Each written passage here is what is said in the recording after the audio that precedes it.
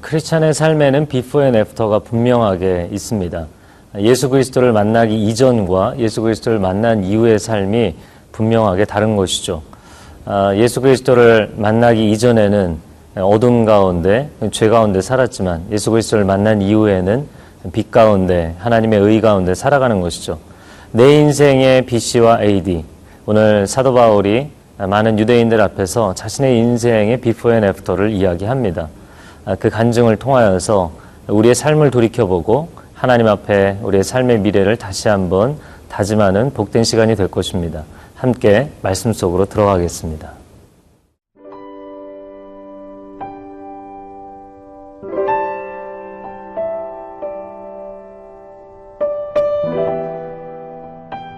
사도행전 22장 1절에서 11절 말씀입니다. 부형들아, 내가 지금 여러분 앞에서 변명하는 말을 들으라. 그들이 그가 히브리 말로 말함을 듣고 더욱 조용한지라. 이어 이르되, 나는 유대인으로 길리기아 다소에서 났고 이 성에서 자라 가말리엘의 문화에서 우리 조상들의 율법의 엄한 교훈을 받았고 오늘 너희 모든 사람처럼 하나님께 대하여 열심히 있는 자라. 내가 이 돌을 박해하여 사람을 죽이기까지 하고 남녀를 결박하여 옥에 넘겼노니 이에 대제사장과 모든 장로들이 내 증인이라.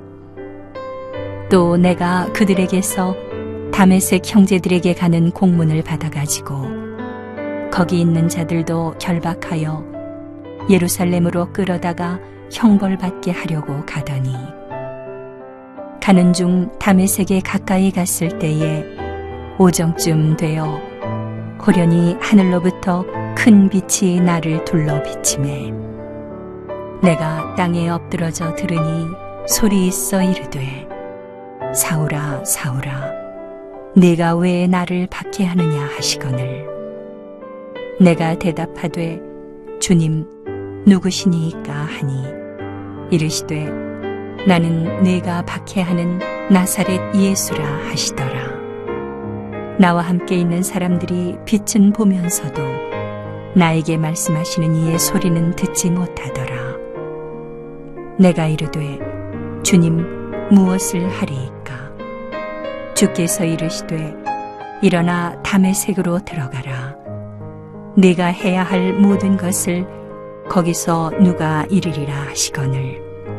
나는 그 빛의 광채로 말미암아 볼 수 없게 되었으므로 나와 함께 있는 사람들의 손에 끌려 다메섹에 들어갔노라. 오늘 본문의 첫 번째 부분은 사도행전 22장 1절에서 3절까지의 말씀입니다. 1절에 보면, 부형들아, 내가 지금 여러분 앞에서 변명하는 말을 들으라 이야기합니다. 변명하는 말을 들으라, 거기에 밑줄을 그으시고 변명의 동그라미를 쳐보시겠어요? 사도 바울이 유대인들을 향해서 연설을 하는, 스피치를 하는 장면입니다. 우리가 잘 아는 것처럼 사도 바울은 1차, 2차, 3차 선교여행을 다녀왔습니다. 3차 선교여행을 마치고 예루살렘 성전으로 올라가죠. 그런데 그 예루살렘 성전에 올라갔다가 아주 구급하죠. 유대 율법주의자들에게 붙잡혀서 구타를 당하는 사건을 맞습니다. 그때 로마 군인 천부장이 이 소식을 듣게 되고 군대를 인솔하고 와서 바울을 그 사람들, 난동하는 사람들 가운데서 구출해내는 장면이 지난주 본문의 말씀입니다. 그런데 사도 바울이 로마군 천부장에게 백성들에게 말을 할 수 있는 기회를 달라 이야기를 해서 그 요청이 수락되어서 오늘 본문에 이야기를 하는 장면입니다. 근데 첫 번째 부분에서 부형들아, 나의 형제들과 나의 아버지들이여, 유대인 동료들을 향하여서, 자기 민족을 향하여서 존경의 표현을 사용합니다. 내가 지금 여러분 앞에서 변명하는 말을 들어주십시오 라고 이야기를 하죠. 저는 오늘 이 본문의 변명하는 말이 매우 중요한 의미를 갖고 있다고 봅니다. 여러분, 사람이 사실 인생을 살아가면서 내가 어떠한 일에 대해서 변명해야 될 때 굉장히 수세에 몰리는 입장인 것이죠. 사람이 변명할 때처럼 자신이 작아지고 초라해질 때는 없다고 생각이 됩니다. 그래서 어떤 사람들은 변명하는 것을 굉장히 힘들어합니다. 차라리 내가 쿨하게 점잖게 자기 이미지를 유지하기 위해서 변명하지 않겠다. 변명하는 것을 그냥 포기하겠다. 차라리 손해를 보고 말겠다. 이런 입장을 나타내는 사람들도 있는 것이죠. 그런데 오늘 본문의 사도 바울은 변명하겠다라고 이야기를 합니다. 그러면 왜 그가 변명하기로 했는가? 무엇을 변명하는 것인가? 두 가지로 볼 수가 있습니다. 첫 번째는 자기 자신을 변명하는 것이 아니라 주 예수 그리스도의 복음을 변명하는 것입니다. 자신이 살아왔던 삶, 자신의 정당성, 자기 의의를 주장하고자 하는 것이 아니라 주 예수 그리스도를 위해서 여러분에게 변명하기를 원합니다. 내가 오해를 받고 내가 어려움을 당하는 것은 참을 수 있지만 내 주 예수 그리스도께서 오해를 당하시고 그분의 생명의 역사가 나타나지 못하게 되는 것은 내가 받아들일 수 없습니다. 라고 이야기를 하는 것이죠. 그는 자신을 변명하는 것이 아니라 복음을 변명하고 있는 것입니다. 인생을 살아가면서 우리의 삶 자체가 우리가 말하는 것이나 행동하는 것이나 우리의 일하는 모든 것은 사실 무엇인가를 설명해내고 있는 것이죠. 그런데 그 설명이 무엇을 설명해주고 있는 것인가? 어떤 사람의 인생을 보면 끊임없이 자기 자신의 모습을 보여줍니다. 나는 괜찮은 사람이고 나는 가치 있는 사람이라고 자기 가치를 증명하고 자기 인생이 정당하다는 것을 변명하는 인생을 사는 사람들이 있죠. 근데 그런 사람들은 인생이 때로는 화려해 보이고 강해 보일지는 모르지만 그의 인생의 범주 그 이상을 넘어설 수 없는 것입니다. 왜냐하면 자기 자신만을 증명하고 있기 때문이죠. 그러나 오늘 사도 바울은 자신을 증명하는 것이 아니라 예수 그리스도를 증명하고 있습니다. 자신의 정당성을 변호하는 것이 아니라 주 예수 그리스도의 복음이 얼마나 바른 것인가, 얼마나 귀한 것인가를 변호하고 있는 것이죠. 그 사람의 인생은 그 사람이 설명해 주는 것이 무엇이냐에 따라 달라지는 법입니다. 오늘 사도 바울이 변명을 합니다. 두 번째로 그가 변명하는 이유는 무엇인가? 그것은 이스라엘 사람들 때문인 것이죠.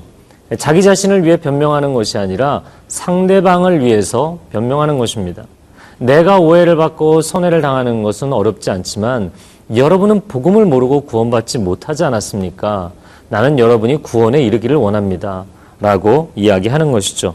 그들이 참된 복음을 깨닫고 구원에 이르기를 간절히 소망하는 마음 때문에 이 복음을 전하는 것입니다.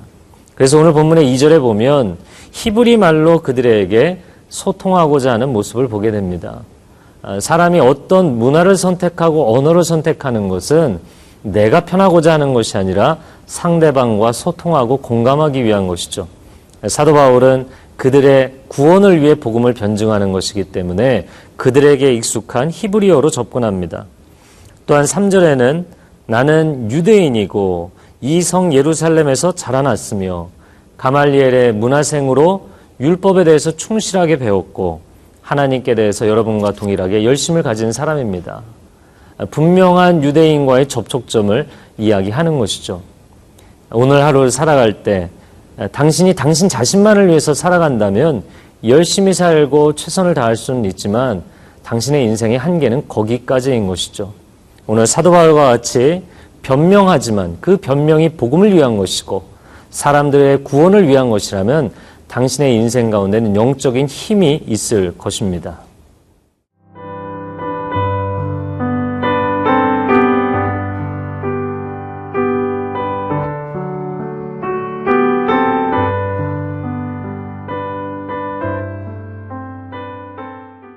오늘 본문의 두 번째 부분입니다. 사도행전 22장 4절부터 11절까지 말씀을 나누고자 합니다. 4절에 보면 내가 이 돌을 박해하여 십자가의 돌을 박해했다는 것이죠. 사람을 죽이기까지 하고 남녀를 결박하여 옥에 넘겼다 이야기합니다. 사도 바울이 유대인들 앞에서 자신의 인생의 비포 앤 애프터를 이야기하는 장면입니다. 예전에는 십자가의 돌을 박해했는데 어느 정도로 박해했냐면 사람들을 죽이기까지 했다라고 이야기를 합니다. 세상 사람들도 이야기하죠. 물보다 진한 것이 피다. 그런데 이 피보다 더 진한 것이 사상, 이데올로기죠. 이데올로기의 갈등으로 인해서 우리나라, 우리 민족도 얼마나 큰 아픔을 겪고 있습니까? 그런데 그 이데올로기보다 더 진하고 더 강한 것이 종교적 신념입니다. 사람이 신앙적인 신념 때문에 다른 사람을 박해하고 옥에 가두고 죽이기까지 한다는 것이죠. 그래서 오늘날 수많은 크리스찬들이 있지만 크리스찬들이 정말 주님을 위해서 이 신앙생활을 하는 것이 아니라 내가 가진 신념을 강화시키기 위해서 신앙생활을 하는 것이면 스스로 영적인 합리화, 종교적인 합리화에 빠지기 쉬운 것이죠. 예수님이 생전에 종교 지도자들과 논쟁을 하시면서도 그런 말씀을 많이 하셨죠. 안식일에 사람을 살리는 것이 옳으냐 그르냐. 우리는 어떤 종교적인 사상과 신념을 지키고자 하는 것이 아니라 하나님의 생명의 역사가 나타나기를 원하는 것입니다. 저는 오늘 하루 여러분이 살아가면서 특별히 하나님 앞에 예배하고 믿음의 공동체와 교제하면서 생명의 역사가 여러분의 모든 관계 가운데 나타나기를 축복합니다. 이 말씀에 또한 이야기합니다. 6절, 7절 말씀에 보면 가는 중 다메섹에 가까이 갔을 때 오정쯤 되어 호련히 하늘로부터 큰 빛이 나를 둘러 비치매 내가 땅에 엎드려져 들으니 소리 있어 이르되 사울아 사울아 내가 왜 나를 박해하느냐 하시거늘. 다메섹에 가까이 갔을 때 호련히 큰 빛을 보게 되었다 이야기합니다. 이 다메섹은 다마스커스입니다. 오늘날 시리아 지역, 예전에도 동일한 시리아 사람들이 살던 지역의 아주 중요한 요충지로서의 다마스커스입니다. 그런데 이 다메섹에 이르기 전에 우리가 보통 다메섹 도상이라고 이야기하는 것이죠. 다메섹에 이르는 길 위에서 예수 그리스도를 만나는 놀라운 사건을 맞이합니다. 시간이 언제입니까? 오정입니다. 오정이라는 것은 낮 12시를 이야기하는 것이죠. 한낮에, 대낮에 태양빛보다 더 강렬한 아주 강력한 큰 빛을 보았다 이야기하는 것입니다. 그 빛은 인간이 육안으로 볼 수 있는 햇빛이나 달빛보다도 더 강한 빛입니다. 그의 인생의 열심보다 더 강력한 하나님의 열심을 체험하는 자리가 된 것이죠. 그의 계획을 이루기 위해서 살아왔지만 이제부터는 그의 계획과는 비교할 수 없이 크신 하나님의 계획을 이루는 인생을 살게 되는 것입니다. 우리가 인생을 살아가면서 날마다 계획을 세웁니다. 시간표를 짜고 약속을 잡기도 합니다. 물론 계획성이 있는 삶을 살아가는 것은 좋은 것이죠. 성실하고 근면한 것입니다. 그러나 하나님을 만나고 나면 우리 인생의 계획과는 차원이 다른 그분의 계획을 만나게 됩니다. 우리 인생의 열심과는 차원이 다른 그분의 열심을 만나게 되는 것이죠. 저는 여러분이 크리스찬으로서 그런 하나님의 사람으로 살아가게 되기를 축복합니다. 사도 바울이 선교여행을 떠나더라도 성령의 인도하심을 따라가죠. 특별한 계획, 루트를 짜고 노선을 그어서 그가 어떠한 방향으로 가겠다고 사전에 계획을 세우는 것이 아니죠. 하나님의 인도하심을 따라가는 것이 그의 인생 계획의 전부가 됩니다. 무계획의 계획이라는 말이 있죠. 저는 여러분이 하나님의 계획을 이루어가는 사람들이 되기를 주님의 이름으로 축복합니다. 오늘 본문의 마지막 부분에서도 이야기하는 것이죠. 사람들의 손에 끌려 다메섹에 들어갔다. 오늘 본문의 앞부분의 5절에서는 내가 예수 믿는 자들을 끌어다가라고 표현했죠. 사람들을 끌어다가 내가 원하는 대로 감옥에 가두려던 인생이 이제 사람들에게 이끌려가는 인생이 됩니다.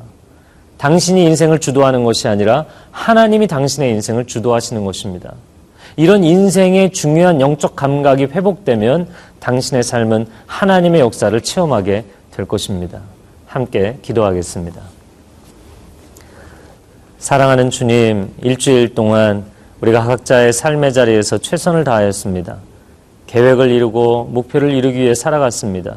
그러나 오늘 주일 하나님 전에 나와 우리가 엎드려 하나님 앞에 고백하기를 원합니다.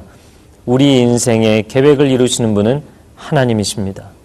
우리가 우리의 걸음을 정하는 것 같지만 하나님이 만사를 정하시는 줄로 믿습니다. 오늘 하나님의 주권을 인정하고 하나님의 인도하심을 따라가는 삶으로 다시 한번 결단하는 복된 주일이 되게 하여 주옵소서. 예수 그리스도의 이름으로 기도합니다. 아멘.